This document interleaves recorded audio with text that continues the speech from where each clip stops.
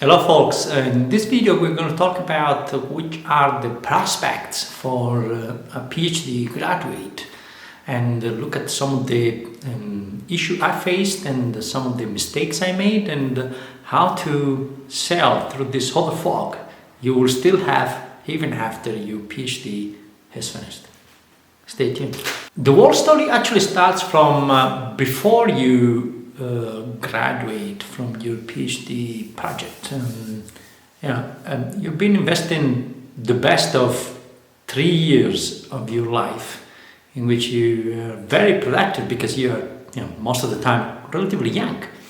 And during those 3 years you had probably something between 50 or 60% of the salary you could get out there, okay, in the commercial world. And there is another thing, which is you have no pension kind of money put aside for these 3 years, which is a relatively long time for it.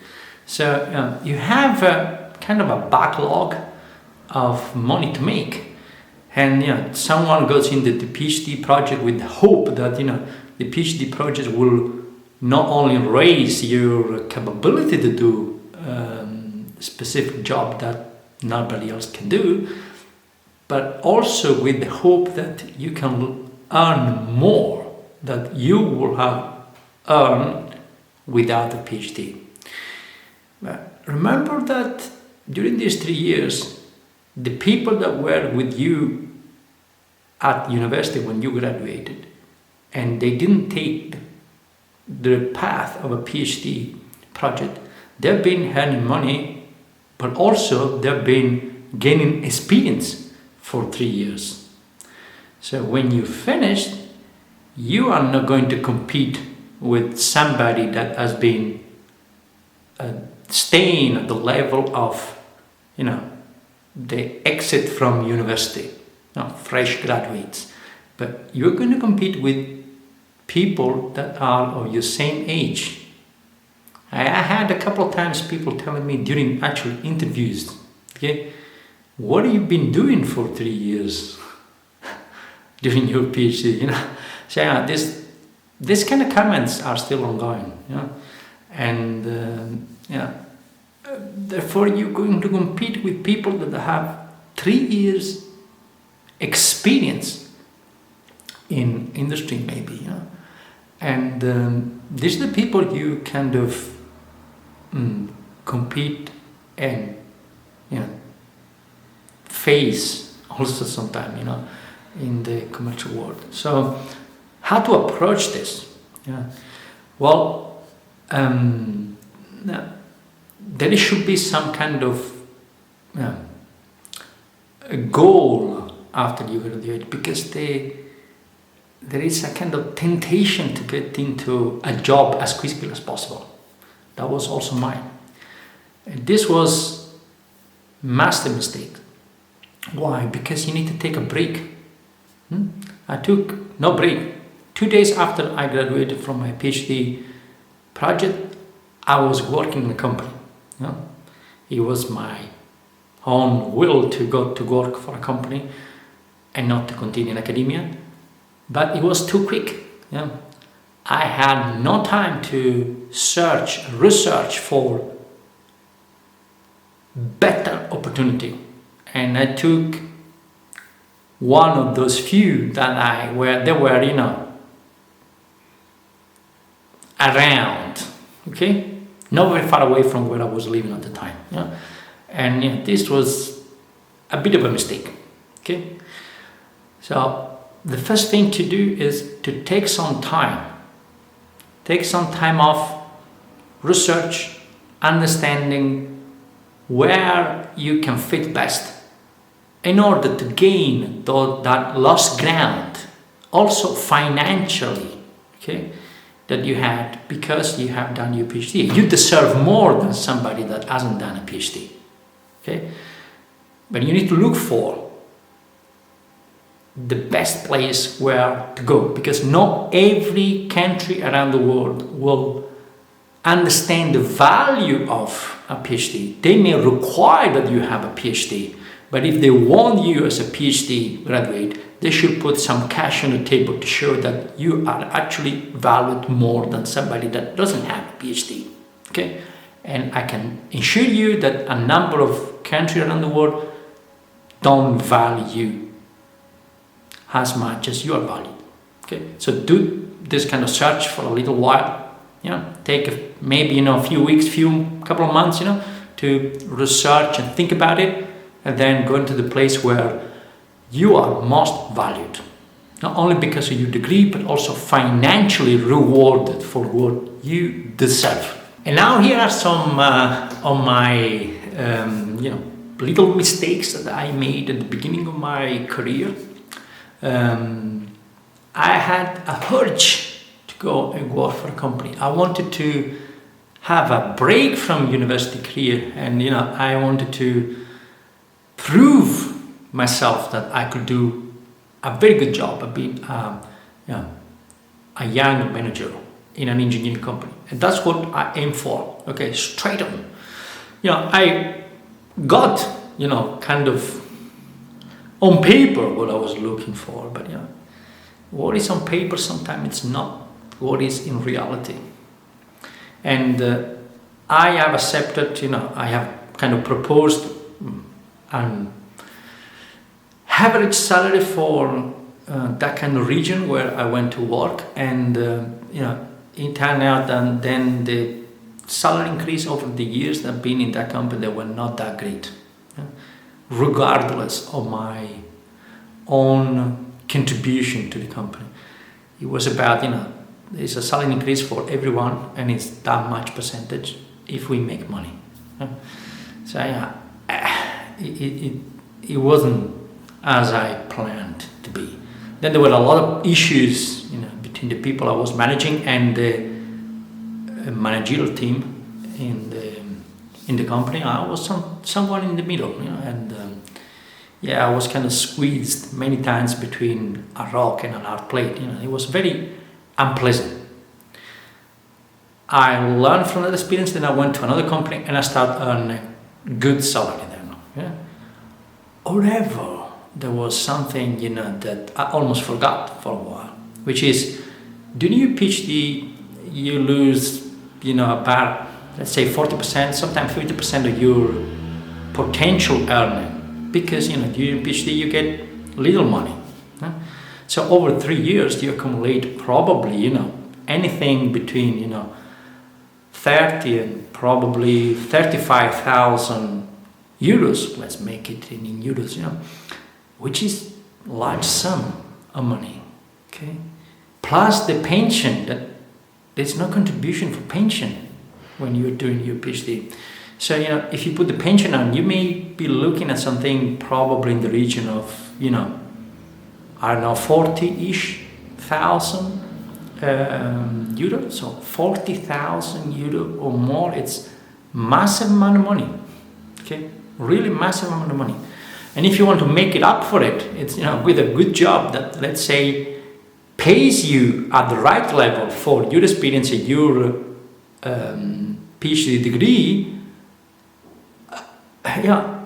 It's not going to make it in a few years. You will need many years to make that money, that shortfall of money that you didn't get during your PhD. So my second job was better than the first one. It was better paid. I still received that kind of increase, which is related to the company performance and not to mine. But at least I had much better pension. I had also more financial rewards, during the year, and it felt more kind of planned, let's say, rather than improvised as it was in the first company. But still, I couldn't make the shortfall.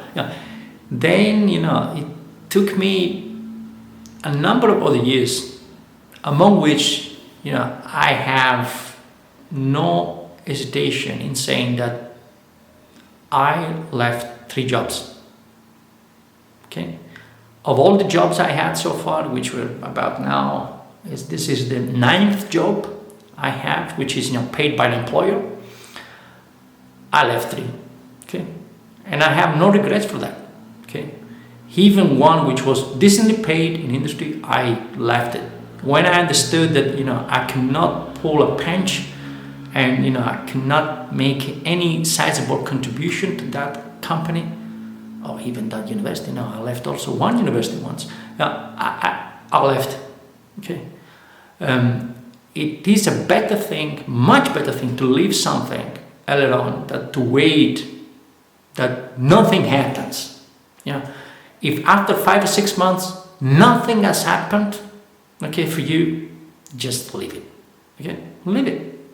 There is no way that other thing will change after that. Within 6 months, which is the probation period, the probation period is not only for the company to understand if you are a good fit for them, it's also for you to understand if they are a good fit for you. Okay, that's why the first time it was a bit hard to leave a workplace. The second time less. The third time even less.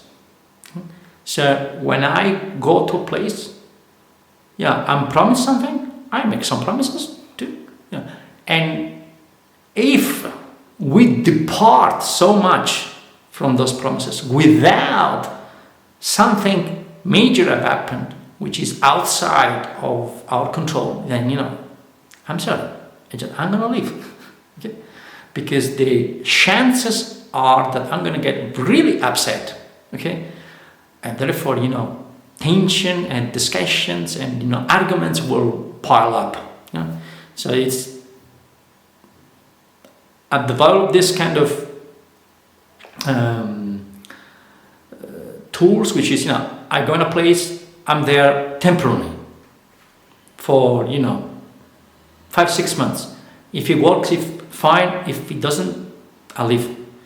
I will get a temporary place to stay. I will not sign up to long lease that then will hook me in. I will not make a commitment like some people do, which is buying a house, buying a flat. No way. Maybe after a year I will think about it, but before then, no, not at all. I need to see how things unravel. And then I make sure that I have a pot of money. Maybe 4,000 or 5,000 euros or something like this, that will allow me to bridge between a job and another. So if I don't like a job, after 5 or 6 months, I quit.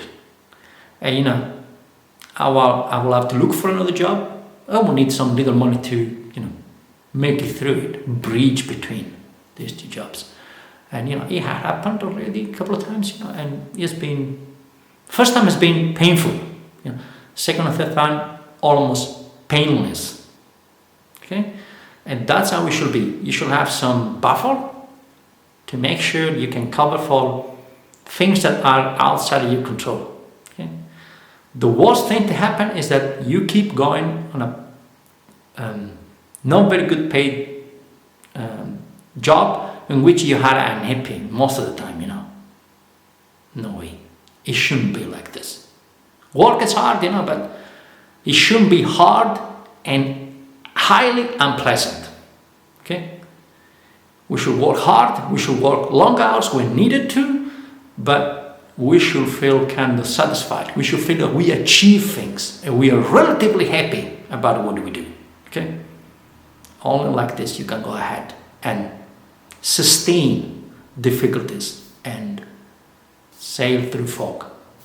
Many times we kind of almost wake up in the morning and say, I want to be a plumber. Then you ask kids, they want to be they want to work at the fire brigade, or they want to be policemen. They want to be doctors, nurses. That's great. They want to help. That's what they want to do. They want to help. They want to help this world. As they grow up, me too, as I grow up, what happens, I change a little bit, but I still have that kind of attitude, I want to be, I want to do, without realizing much what is that I fit into very well, which job I fit into very well. It's not about which job I can do very well. I can do a lot of jobs very well, but which job do I fit into very well? Which kind of environment do I fit into very well? Every job is not just the job. Every job is the job with the people that do that job. So, which particular job spec do I fit into, and which kind of people I get along with? That's extremely important. People background, where they come from, what they're learning in life, what they have done in their life. It's of extremely importance to understand how do I fit with them.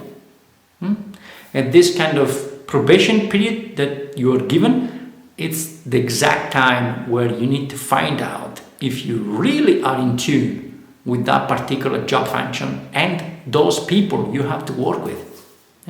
If you are not, then better to pack a leaf, in my opinion. If you don't, you're really unhappy most of the time.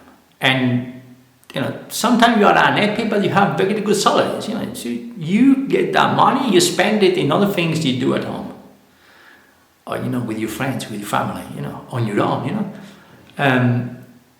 But if you are unhappy, you have average salary, things can get quite difficult, because we are kind of not being able to do things outside of work because we don't have enough money to do those things. And at work we are really unhappy, where we spend lots of hours.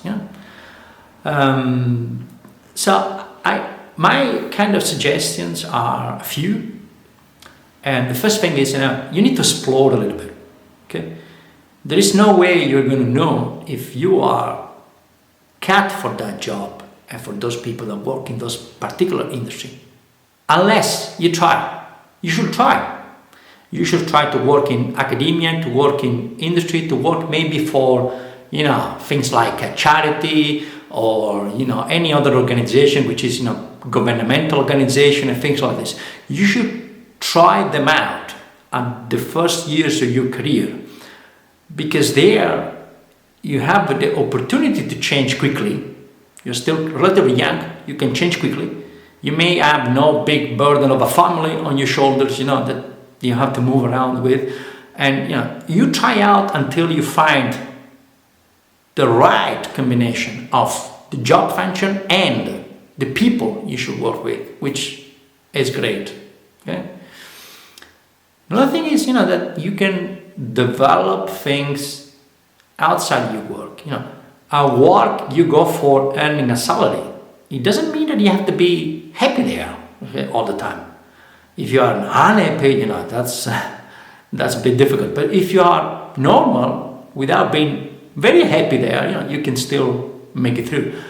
But you need to build out something at home, on your own, with your friends, or with your family members, and that it's like like in photography, like in making videos, like in writing. The writer is a very good kind of thing to embark on, because it will allow you to express your emotion, feelings, and learn techniques on how to put on paper what you see, what you feel, what you hear, and so forth. So develop some skills and something kind of outside of your workplace. Obviously do some gym or some exercise, any kind of sport helps a great deal. But also kind of professional, let's say. I have also tried to, write some books, and I have some more to come. that have nothing to do with engineering or science. It's about fiction, and they are highly rewarding. I can't do it all the time because I have demanding tasks at work. But whenever I can, I go back to them. And I spend a few weeks, a couple of months to write something up. It doesn't mean that it has to be published necessarily. But it's putting on paper your thoughts, emotions, your feelings, and some laughs too.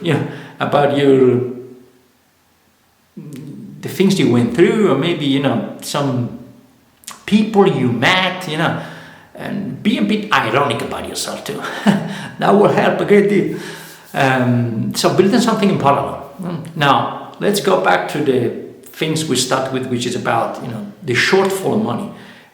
It took me 7 jobs. After 7 jobs, 3 of which I dumped, I found eventually the job, my 8th job, in which I made very good money.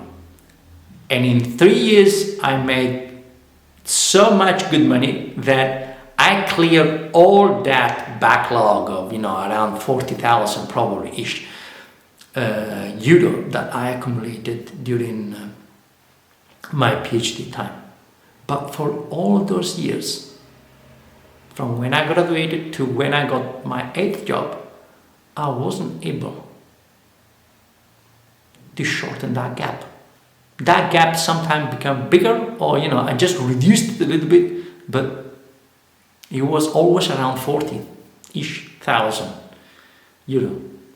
So my message to you is, take some time when you finish your PhD, think about it. Think about what is your objective. Do you want to make money? Do you want to be happy? Do you want both? Find out where your expectation can be met, in which sector of the economy, in which country, and with which people. Try out a few things to see where you fit best. How do you know if you fit best? Well, from one thing, even if it's harsh, when you go to bed, you rest relatively peaceful. Okay? Even if it's really hard, to do the job you do, when you go to bed, you rest relatively peaceful, then that's a job you can do. And then plan for getting this backlog of money you have accumulated, which you haven't made during your PhD, in, let's say, 5 years. If within 5 years from when you finish your PhD, you are not able to make that money, then you need to really rethink of the whole lot. In the US, this is a massive problem. People go to get degrees and even PhD, they invest a lot of money into it, and the burden of money that they accumulate because they have to pay all the fees themselves, it takes them to, I won't say the grave, but nearly, till they retire. It's like buying a house. So it shouldn't be like this. So someone has to make sure that within 5 years of when he or she is graduated from PhD, they can make the money. In my case, it took a bit longer, because I made some mistakes. I had told you, I shouldn't have done those mistakes. Now I'm telling you this, so hopefully you won't make the mistakes I made. Okay, so within 5 years from your PhD degree, finishing your PhD, you are going to make the money that you didn't make during the 3 years of your PhD. Thank you so much.